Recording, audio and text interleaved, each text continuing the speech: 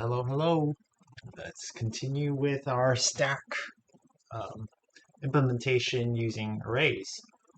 Um, so there was a comment in the last video asking what kind of jobs would you be able to get um, if you're well-versed C and C++ programmer. I can already tell you at my workplace, we do have a lot of C++ programmers because they actually work on more of the lower level type of things.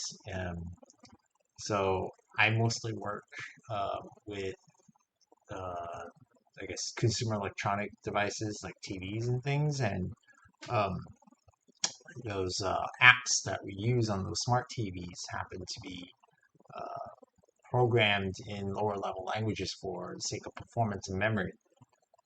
Um, Also, like tooling around uh,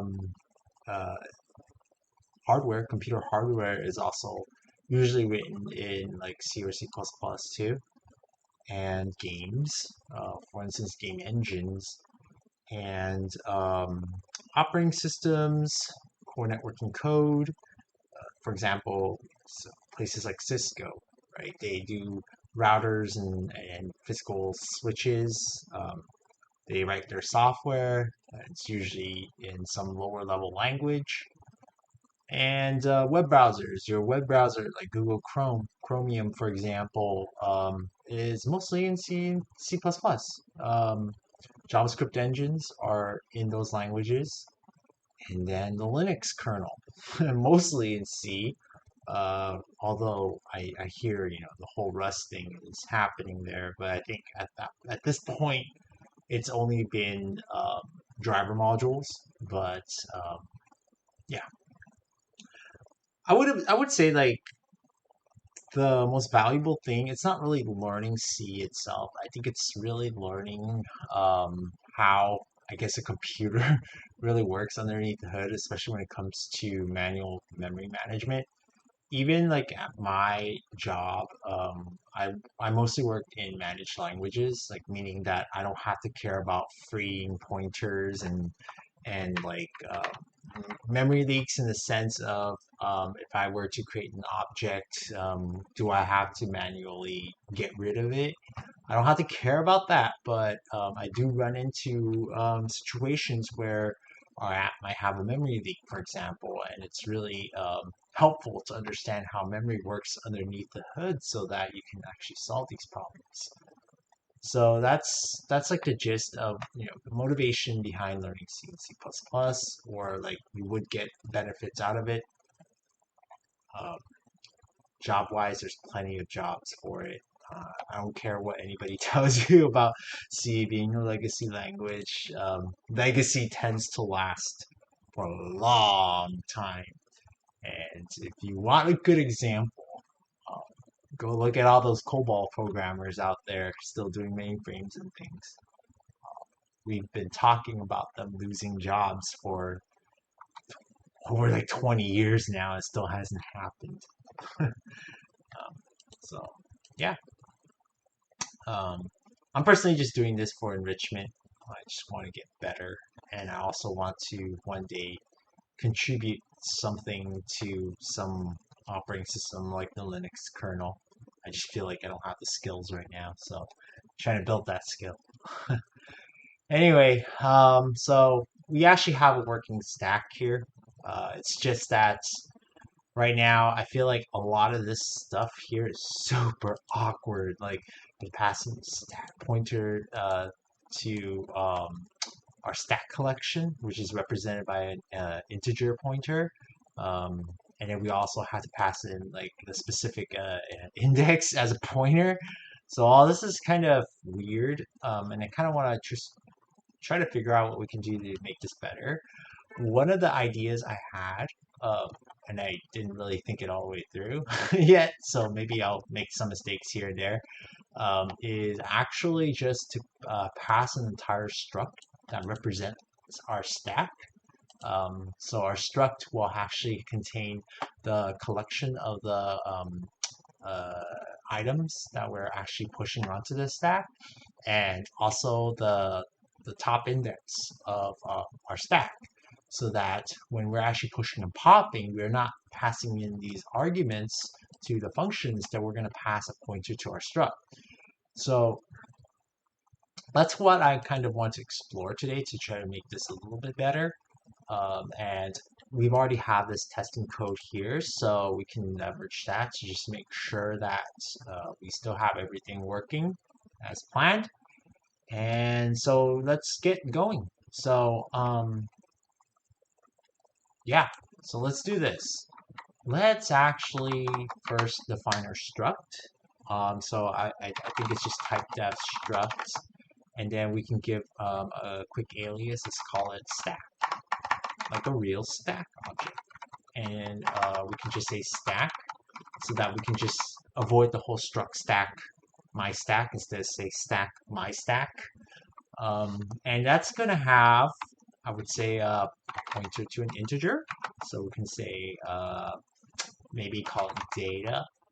And then this will also have, I would say, the top index, which is just going to be an integer in this case. Um, so then we'll basically pass this structure around, and we'll just like kind of access it and keep this very clean. So the trick here is to actually allocate the necessary memory for this, because right now this this pointer to an int here is not completely allocated. It's just a pointer to somewhere in memory, and it doesn't really point to anywhere useful. So we'll have to keep that in mind when we actually allocate stuff for our stack. So I think what we can do is we can start to initialize our stack first. So we can have something like this. Using our max size, which is for now 10, we can do something like stack my stack. For example, let's do this. We can at least just allocate some memory using malloc, for example. So that's going to return us back a pointer to a stack. So we can just say something like this. So then we can say malloc. Okay, and what is the size? Size of my stack. So we're gonna allocate some memory to represent my stack. So that's gonna be first a pointer to an integer, which is 8 bytes, and then also a pointer, or not pointer, integer called top index, which is 4 bytes. So it'll be like a 12-byte structure for now. And then what we can do here is malloc returns us a pointer to a void. So we can actually cast this to enter to a stack in this case. Now, we've only allocated the properties of our stack, meaning that we've only allocated room for our pointer and also our top index. So what we also need to do is we need to allocate actually memory somewhere that holds all our integers, our collection of ints. So the way I'm visualizing this right now, so let's say this, if I were to say, try to turn on my tab thing, I left it charging last night so that I wouldn't run into the same issue as yesterday. Okay, so if we imagine memory, for example, okay, and we had our struct here. Let's just say our struct is, we'll have a pointer to an int, which we call data. And we also have the integer top index. This is 8 bytes, so we can just say this is 8 bytes. And this is 4 bytes. This is definitely not enough. Stack. This is definitely not enough to actually hold all our data, right? So that's the reason why we have this as a pointer, which will then ideally point to a bunch of other integers here.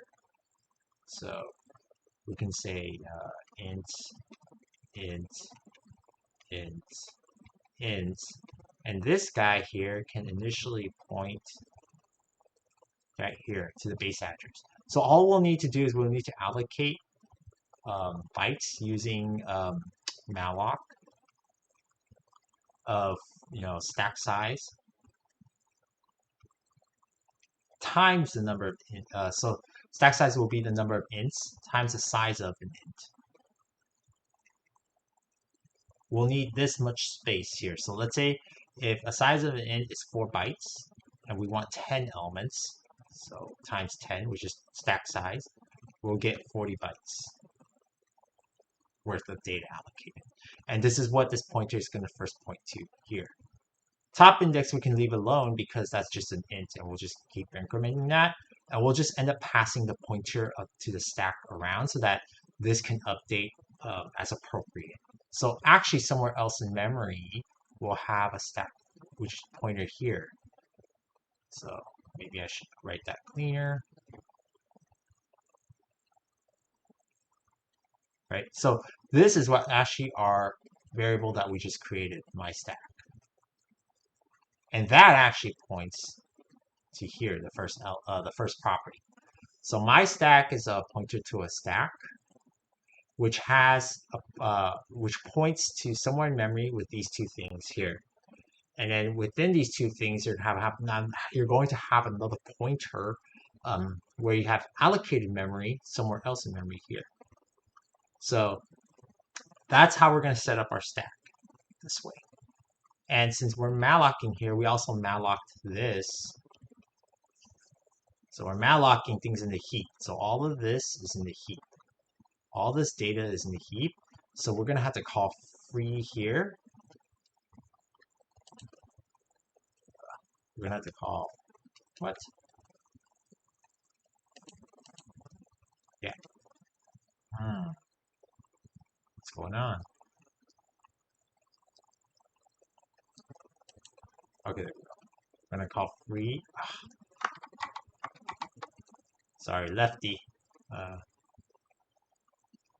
have free here. We also have to free this chunk here. So 2 frees. So we have to keep that in mind. Okay. So again, we allocate memory to represent a stack. Okay. Next, we have to allocate memory to represent our collection of items. So that's going to be actually my stack data. So that's a pointer to an int. Okay, and we use the arrow operator to dereference. And then we're going to say it's going to be an int star malloc max stack size, so that's 10 items, times the size of an integer. So we're going to allocate memory here, this much memory, so that we can get to this type of structure here. So we've allocated this already, but we need to allocate this. And this pointer we're going to rely on to get to this part of memory. So now that we have that, let's make sure that we actually free our stack. So we can just put this down here where we first start to free, in this case, our data first. And then we can free my stack. Because if we freed my stack, we haven't freed the data pointed by it, right? So, we freed this first. If we invalidate this first, we can never get back to here. Okay? So it's best to free the inner stuff first, which is free this, and then free this. And then we're clean. So that's the order we're going to be working with. And then now here, this is no longer true, except that we should probably set top index to -1 here. Okay? And then we can get rid of this. And we're going to start breaking all this here. So we're going to have to correct everything. So we've initialized our stack. So this is all of the stack initialization. So we can just probably do this.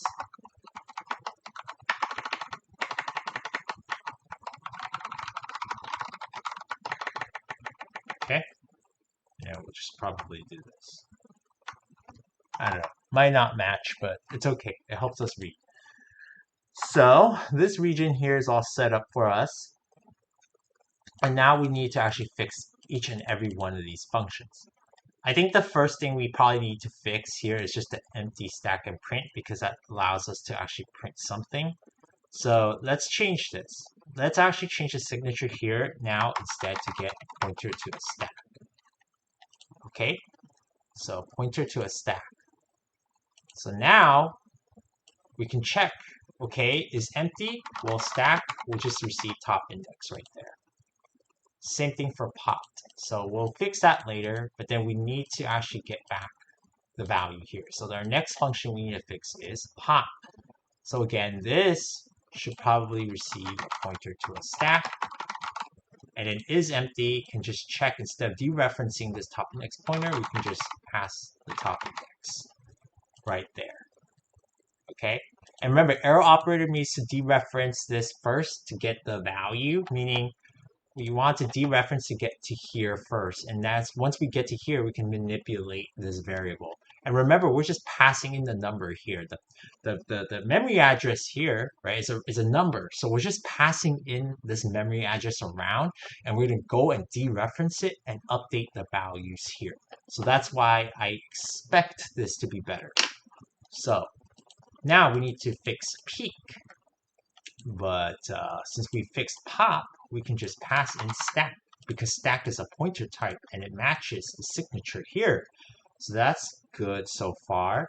So now we fix peak. So that'll take in, again, a pointer to a stack. And we check to see if something's empty or the stack is empty. And that's fixed. Now we need to also return whatever's on the top index. So instead of the stack itself, now we have to access the collection, which points to the base address. And then we also have to increment that by whatever top index is, like as before.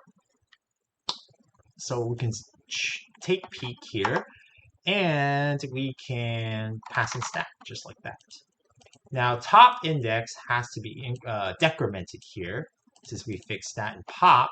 So we have to make sure that top index updates correctly. So we can do this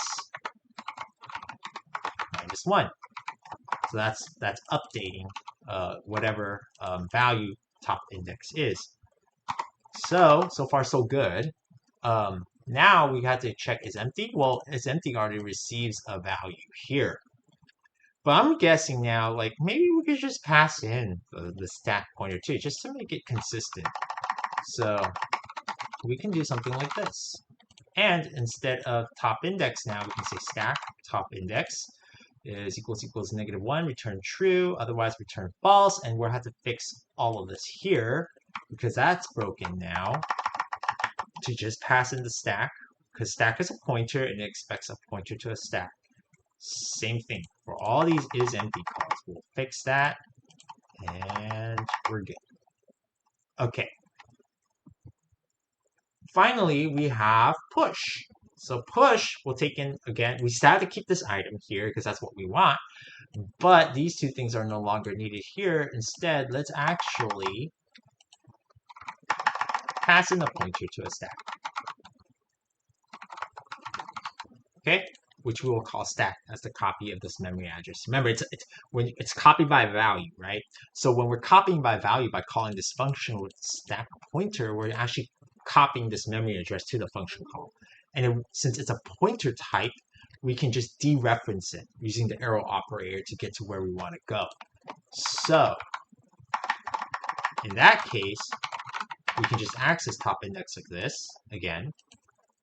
And we can fix all this by then doing stack top index, by incrementing that by 1. Okay. And then same thing, stack data. Okay, access that collection. And then also add. Okay.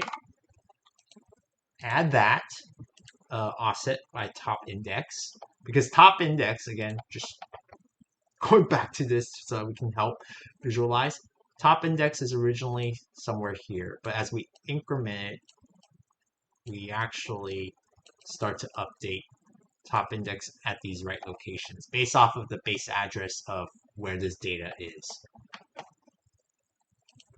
Okay, so again, we also update by doing the star. So this will get us some memory address back because this is a pointer, meaning it's a number, plus some offset.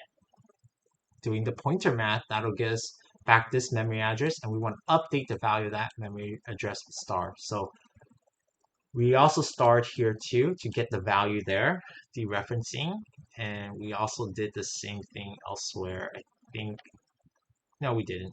That's about it, really. So let's do a first pass testing. We've fixed all the signatures, so let's see what happens. So this is now no longer needed, so we can just delete all this. And then stack is no longer a valid variable name, so we have to do my stack. Okay, this is also my stack. Get rid of this. This is also my stack. Get rid of this. This is also empty and print stack. Just takes in my stack. And maybe it'll just mess up on us now. So I'm not gonna check it. I'm just gonna run it and then let's just be brave. Okay, so that works. That compiles. And wow, did we just get that on the first shot? I'm amazed. So we pushed 8 first, we pushed 3, and then we pushed 6, but then when we pop, we go the other way around because it's a stack. So then it becomes popping 6, popping 3, popping 8, and then we have an empty stack. So that's cool, right? We can also like peek into the stack. So at this point, we can peek. So printf I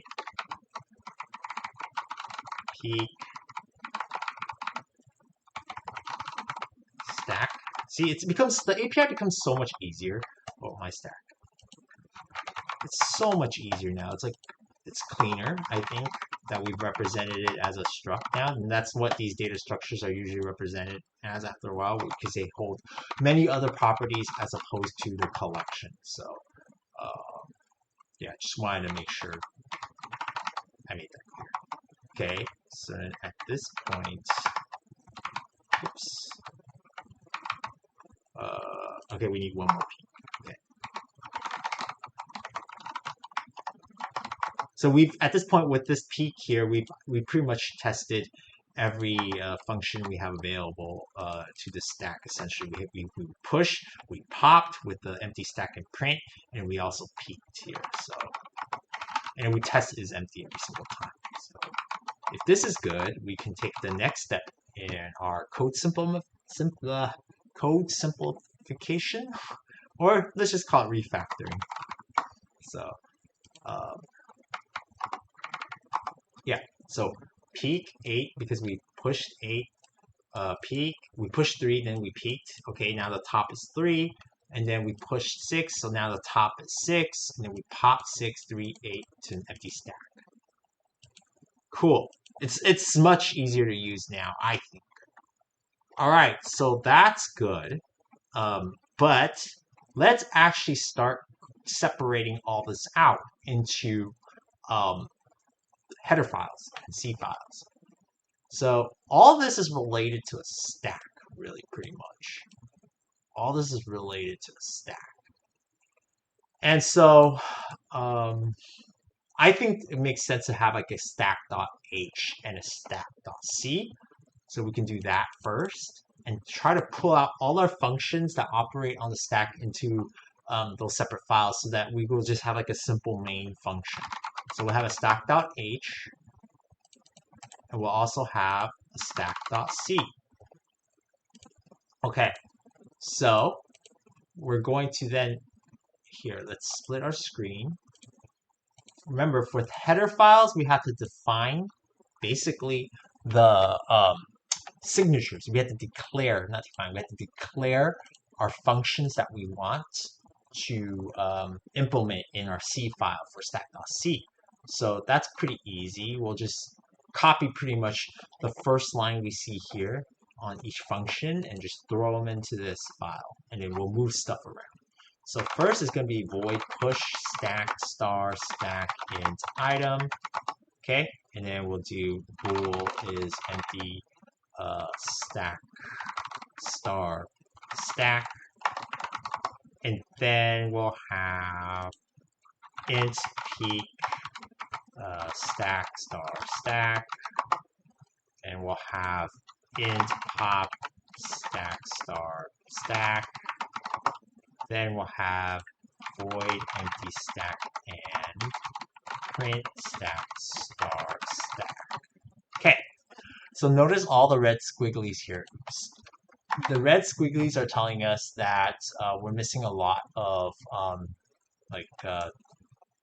declarations and includes. So we know we're using bool, so let's actually include that. Okay, so that now is not complaining. We also are missing the declaration for stack, so let's actually move this declaration here and put it here. Okay, so now we have that defined. So at this point, this is what our header looks like. And there's also other macros up and down that we need to also write, but I'm going to leave it like this to keep it simple for now. And so at this point, we can actually just try to test a little bit to include our stack.h. Okay, and we actually don't need this type def anymore because that's included in stack.h. That's within the stack.h file. So now this should work even without stack.c because we've defined our functions here. But let's move all this over to stack.c. So going to stack.c, first thing we're going to do is what we know we need is stack.h because that includes all our declarations that we need to implement. And I am just going to copy and paste everything in here, yank, and paste it here. Okay, notice that we now are running into other things because we need to include. So std_er, I think that is in stdio or stdlib. Yeah, stdlib. Huh? stdlib. stdio. Let's see.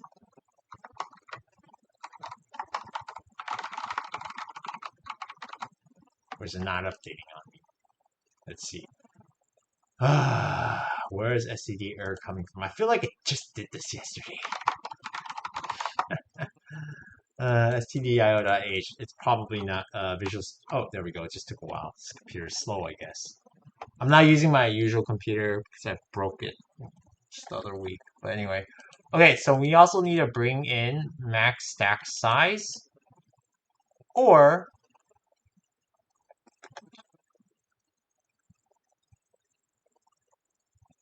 actually let's do that. Let's define max stack size in our h. Okay, so constant max stack size, just for fun. Okay, at that point then I think it should be defined now. So since we also included stack.h here, we don't need this anymore. And we also, so here, this is done. We don't get any errors anymore, I think. But I wonder if we actually needed stdlib. Do we need anything in stdlib? I think fprintf, is it? Let's see. Control click, stdio. That's an stdio. So we don't need stdlib here, at least. So we have stack h and stack c, which means that we're including stack h. We'll find the definitions in here we included during our compilation, I guess. So let's remove all this. Delete that. And notice how max stack size is still okay because we've included the header file.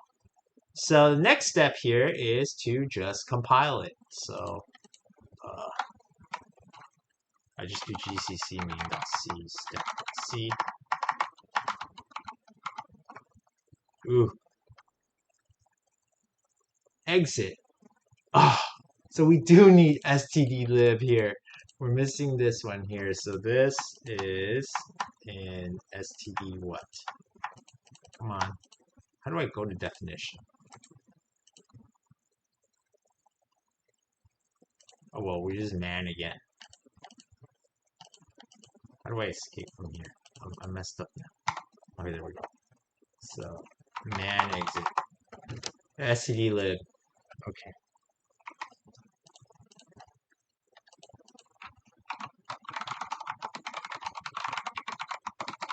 Okay.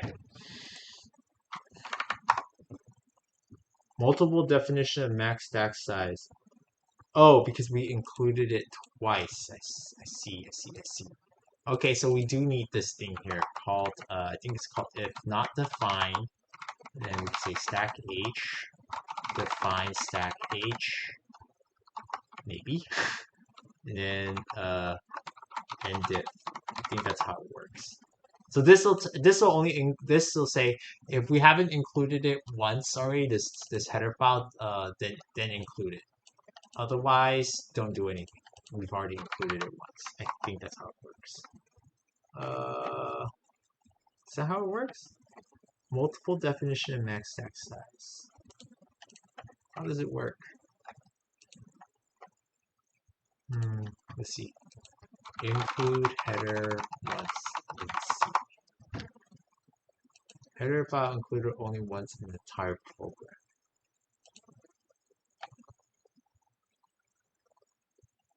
Oh, too much. Yeah, this is a problem. Okay, so this is the motivation. Blah blah blah. So if not defined, define. That's what we did. The first time example H is defined, the preprocessor will evaluate the contents within if and diff block. The second time it will skip that block, so the process output changes and the definition will include it once. Okay. So compiling. Compile transmission code, blah, blah, blah, blah. Generally, header files only include declarations, not actual definitions. Oh, so we shouldn't do that. Okay. So only declarations and not definitions. So here we've actually defined the variable. That's not good. So now let's take it to the next step. Why not then just include int max size? How about capacity? Let's call it capacity, and let's actually just initialize that as 10 instead.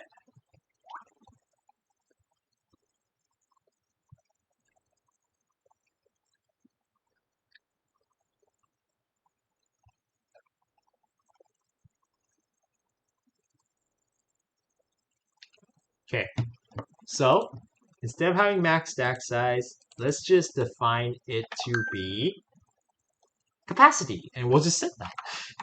So my stack capacity be 10, and then we can just access it this way times size of int. So now in our code, we don't need max stack size anymore. Oops. We just need stack max capacity. There we go. We'll learn more about this header stuff later. Okay, so that works. Let's see everything else works. So that everything still works just great. And I think the code is just getting better and better. so it's a good thing. Still, again, I don't like this API. The naming is really bad. So why don't we do something like this? Stack. Let's name spaces. So we'll say stack underscore push. Stack is empty. Stack peak. Stack pop. Stack empty, stack, and print. So let's just change this to empty and print. Okay. Now we also have to change our implementation here because otherwise compiler will yell at us. Stack is empty. Stack peak. Stack pop. Stack empty and print. And we're going to have to change our usage all here too.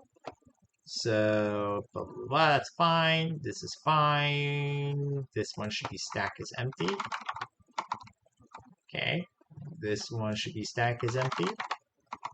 Okay. This one should be stack peak. Okay. This one is stack is empty. And this one is stack pop. That looks good. Okay. Other side on our main.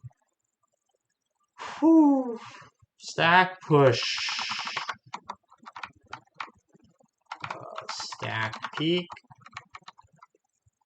Again, stack push. Stack peak. Stack push. Stack peak. And then finally,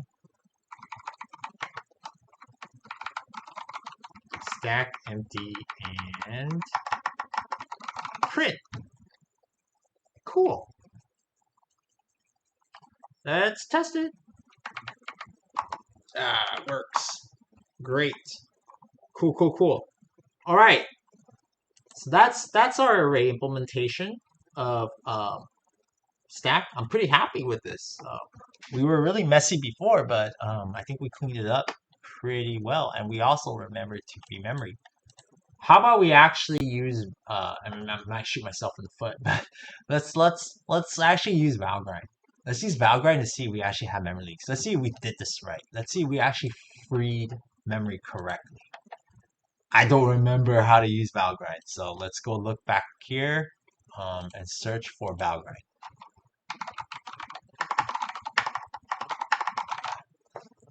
So Valgrind.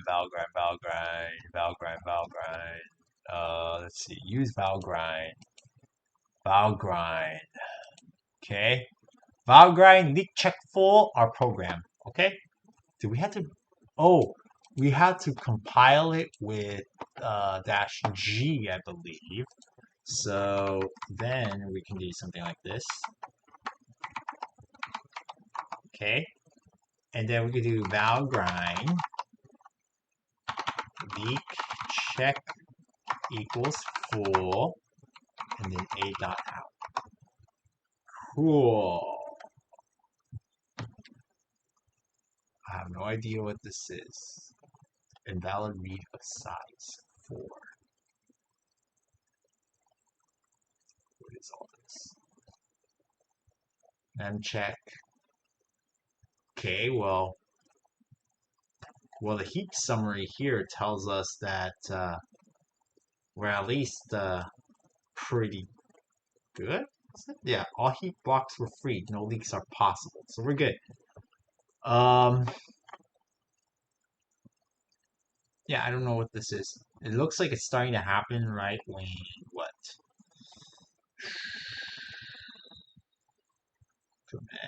Invalid write size of 4 main.c at line 10. So what is this? I don't know if it's worth looking at. Oh, capacity. Interesting. Okay. So that's oh these are integers. Okay, size 4 bytes. I see. Invalid read. Okay. Let's check what that means. Invalid read of size. Let's do that. You're freeing the sim and trying to access the value from the now freed data. It's not clear if your array is meant to contain structs or pointers to structs. No, I think we're good. Valid read is size 4.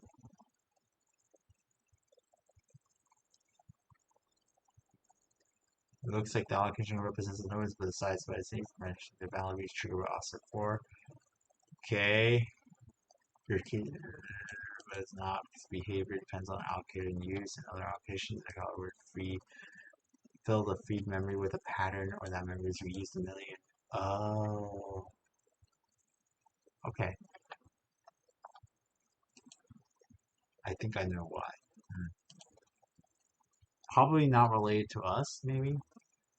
The program is trying to read data from a memory location that has been free. The program is trying to read data from a memory location that is outside of an allocated range. The program is trying to read data from a memory location that's not initialized. I see. Wonder if we do this. Calloc. All initialized. So if malloc just gives us memory, I wonder if calloc size is what?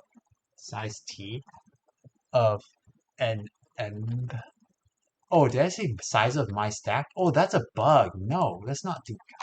That's a bug. This is ooh. There we go. Size of the struct, not size of my variable. Maybe that's better. It was just probably working by coincidence. Okay, so let's do it again. Let's run our program normally.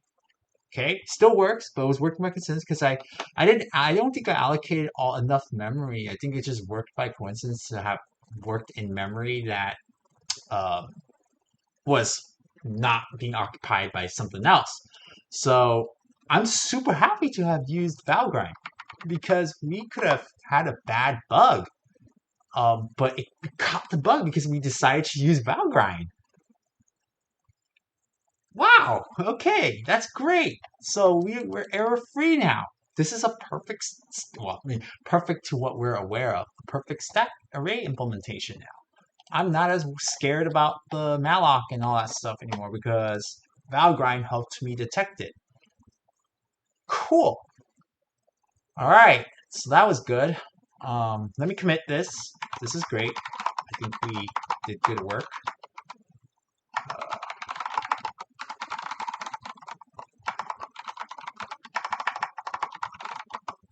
Yeah, we did good work. Then let's move on to linked list tomorrow. Thank you.